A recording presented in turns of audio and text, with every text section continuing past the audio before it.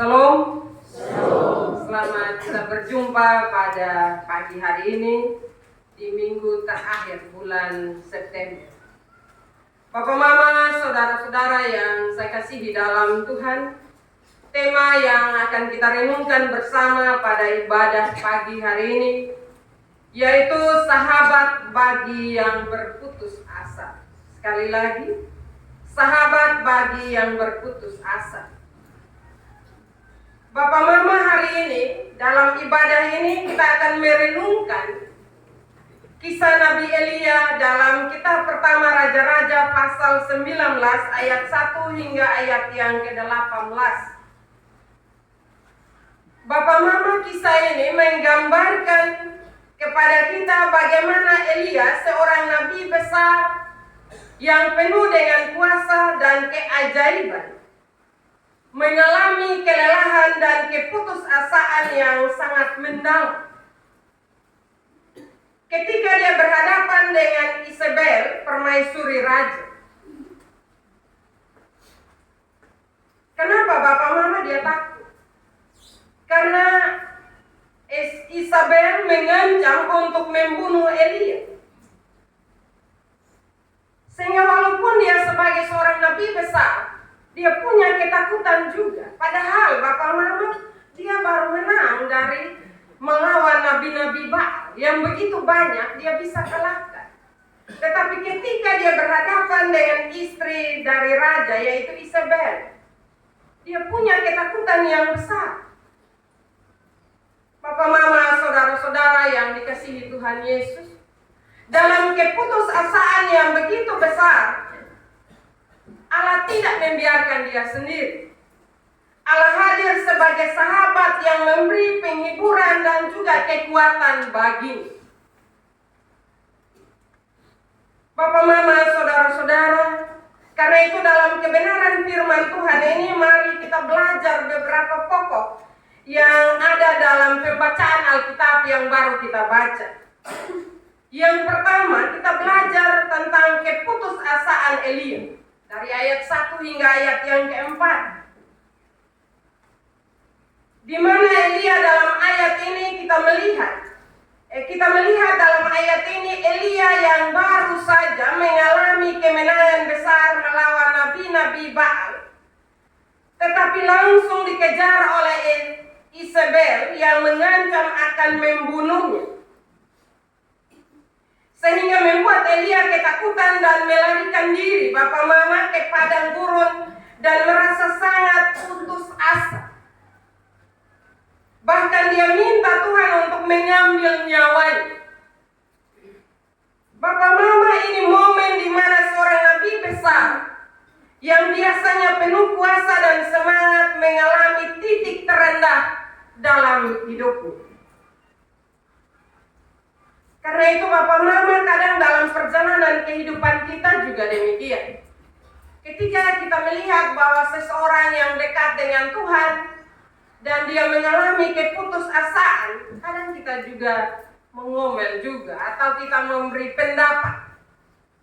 Bilang dia nabi, bilang dia pendeta, bilang dia majelis jemaat, tapi kok bisa sampai titik terendah seperti itu?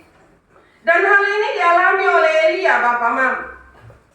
Walaupun dia kuat, Allah berbicara langsung kepadanya, tetapi dalam situasi yang demikian, Bapak, Mama, dia merasa hancur, dia merasa putus asa. Bapak, Mama, kita semua juga mungkin pernah berada dalam situasi seperti Elia.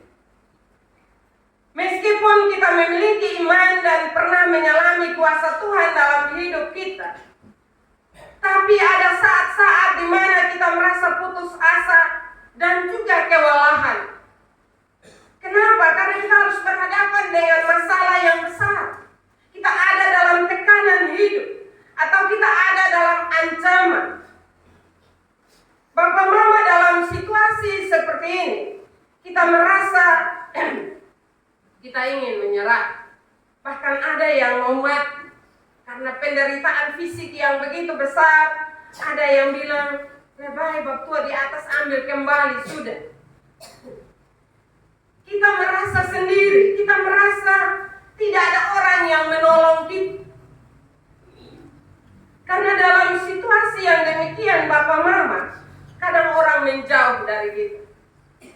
Ketika kita ada dalam penderitaan yang berkepanjangan, kadang orang-orang yang ada di sekitar kita mulai rasa bosan.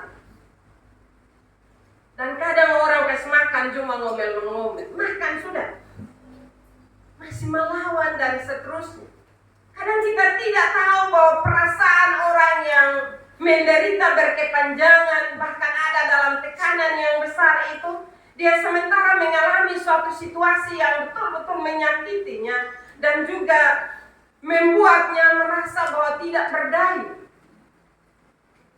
Dan itulah yang sekali lagi bahwa dialami oleh Elia. Elia baru menang. Dia belum merasakan kebahagiaan yang mungkin akan dirayakan bersama umat Israel. Tapi dia harus berhadapan dengan tekanan yang begitu besar. Dan ancaman itu serius Bapak Mama. Karena Isabel mau mencabut nyawanya. Bapak Mama, saudara-saudara yang saya kasihi dalam Tuhan. Hal yang kedua, Tuhan sebagai sahabat yang peduli. Ayat 5 hingga ayat yang ke-8. Bapak Mama, Tuhan tidak membiarkan Elia sendirian dalam keputusasaan, di mana Tuhan mengutus malaikatnya untuk memberikan makanan dan minuman kepada Elia. Dalam situasi yang terpuruk Bapak Mama, ada malaikat yang Tuhan kirim datang dan memberi makan bagi Elia. Karena dia susah mau makan minum lagi, dibilang biar dia mati saja. Tetapi malaikat datang dan menyadarkan dia, bangun kau makan. Di situ ada roti dan juga ada air. Tuhan tidak menghakimi Elia atas perasaan putus asanya, tetapi dia merawat Elia dengan kasih dan perhatian. Tuhan tahu apa yang Elia butuhkan, bukan hanya rohaninya saja, tetapi fisiknya juga lemah. Bapak Mama, saudara-saudara, dalam keputusasaan biasanya kita alami. Kadang kita berpikir bahwa kita sendiri. Kadang kita berupaya dengan berbagai cara untuk menyelesaikan persoalan kita. Kita lupa bahwa dalam keputusasaan kita, Tuhan hadir sebagai sahabat yang peduli.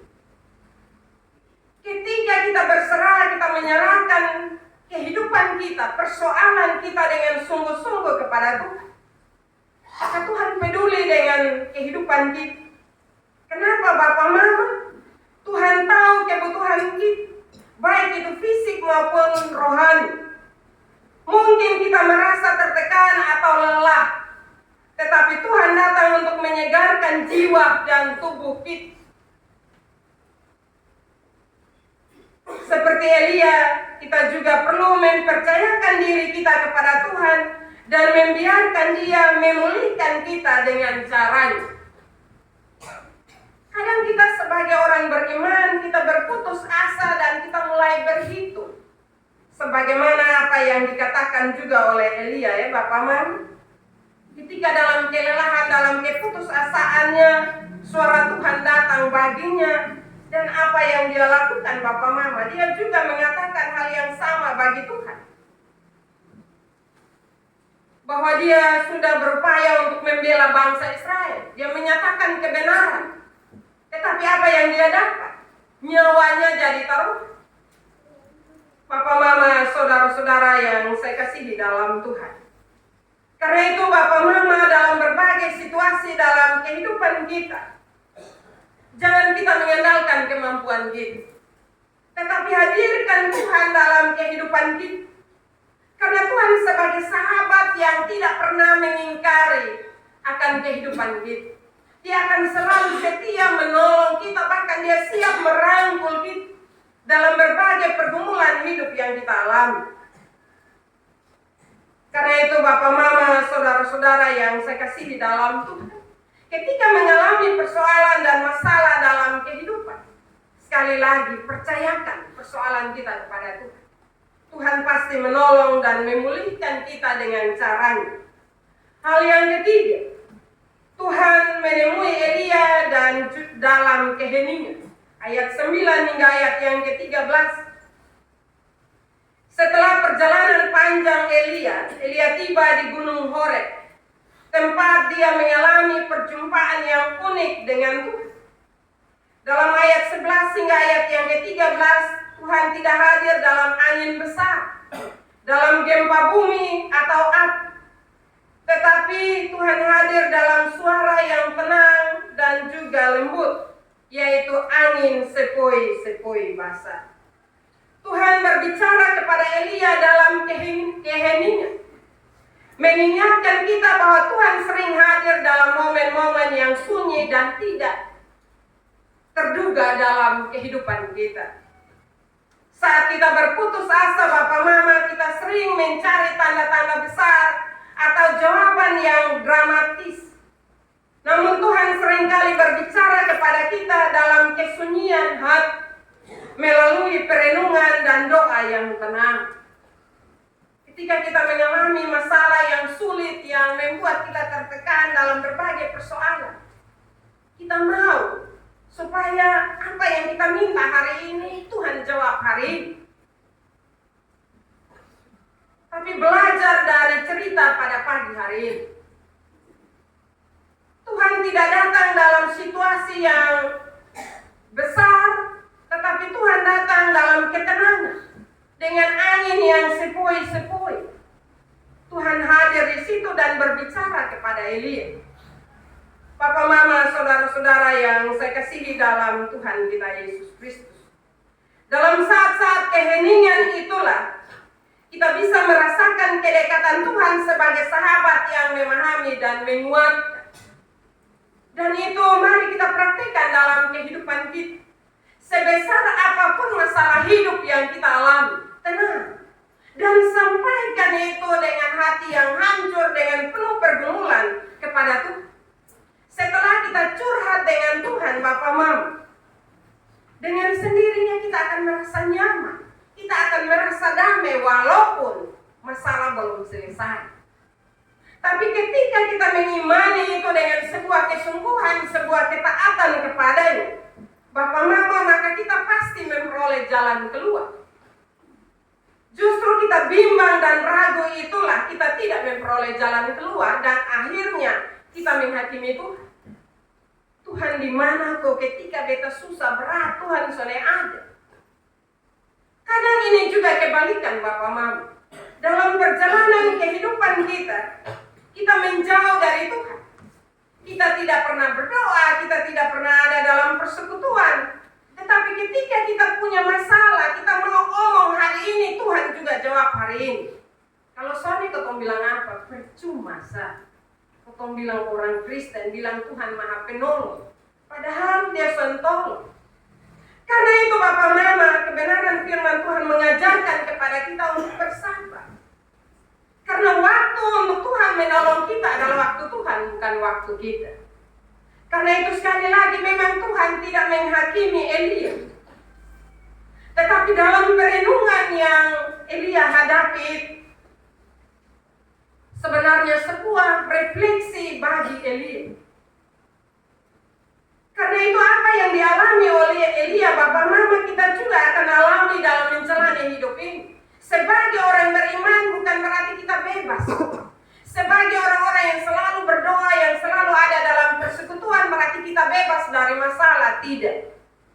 Pasti selalu kita ada dalam berbagai persoalan dan pergumulan hidup kita. Tetapi sebagaimana Elia ditolong, percaya dengan iman yang sungguh kepada Yesus, bahwa kita juga pasti ditolong. Hal yang keempat, panggilan untuk terus melangkah, ayat 14 hingga ayat yang ke-18. Bapak Mama, Tuhan tidak saja menghibur Elia, tetapi juga memberinya tugas dan tujuan baru. Tuhan memerintahkan Elia untuk mengurapi Hazael, Yehu, dan Elisa. Tuhan menunjukkan kepada Elia bahwa masih ada banyak pekerjaan yang harus dilakukan. Dan Tuhan juga meyakinkan Elia bahwa dia tidak sendirian. Masih ada 7.000 orang yang tetap setia kepada Tuhan. Bapak Mama dalam keputusasaannya dia mau mati, tetapi Tuhan menolongnya. Tuhan bilang masih, lupun jalan masih panjang. Ada tanggung jawab yang diberikan bagi kita. Ini pembelajaran bagi kita Bapak Mama. Sehingga ketika kita mengalami masalah dan kesusahan, jangan bilang ambil be pulang suruh. Atau biar beta mati, sudah tidak. Masih ada istri, masih ada anak-anak, masih ada keluarga, masih ada Tuhan yang siap menolong kita. Sehingga jangan cepat berputus asa. Masih ada orang-orang yang ada di sekitar kita yang bisa menolong kita untuk keluar dari pergumulan dan persoalan hidup kita. Saat kita merasa putus asa, Tuhan seringkali mengingatkan kita bahwa hidup kita masih memiliki tujuan. Dia memanggil kita untuk terus melangkah. Bahkan ketika kita merasa lelah dan ingin menyerah, Tuhan selalu memiliki rencana bagi kita dan Dia tidak pernah membiarkan kita berjalan sendiri. Kita juga diingatkan bahwa kita tidak sendirian dalam iman kita. Ada orang lain yang berjalan bersama kita dalam iman kita kepada Tuhan. Karena itu, ketika kita ada masalah, kita curhat dengan Tuhan, Tuhan memberi kita jalan keluar, minta bantuan kepada orang lain. Itu menandakan bahwa Tuhan mengasihi kita. Tuhan mau menolong kita. Tapi kadang ketika kita punya masalah hidup, orang lain datang, kita marah. Mungkin orang lain mau datang mendoakan kita. Kadang kita dengan kejengkelan kita, dengan keputusasaan kita bilang berdoa bersama. Itu karena kita putus asa. Tapi firman Tuhan pagi hari ini mengajak kita. Ketika kita putus asa, berdoalah dengan kesungguhan. Pasti Tuhan menolong kita dengan caranya. Sekali lagi bukan cara kita. Melalui kisah Elia ini kita belajar bahwa Tuhan adalah sahabat yang setia bagi mereka yang putus asa. Dia tidak hanya hadir untuk menghibur, tetapi juga memberikan kekuatan, tujuan, dan juga pengharapan baru bagi kita.